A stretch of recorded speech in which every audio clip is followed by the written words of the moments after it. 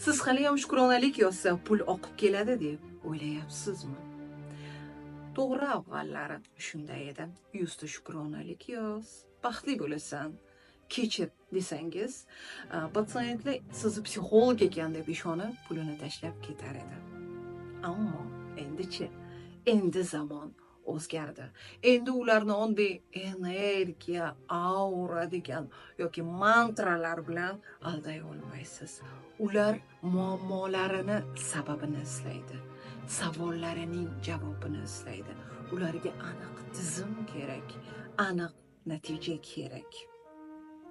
Agarda siz haliyam eski gaplar, eski ishlagan metodlar sizni xizmatingizni sotadi deb o'ylayotgan bo'lsangiz, siz o'tmishda qolibsiz. Psixologiya o'sdi, psixoterapiya rivojlandi. Sizchi, siz qayerdasiz? Men o'zimni bepul webinarimda aynan ishlaydigan usullar haqida gapiraman.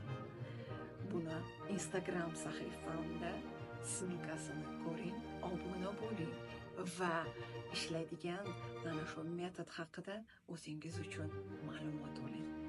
Undan tashqari siz uchun bepul psixolog etikasining 5 ta qoidasi degan gaydni ham tayyorladim.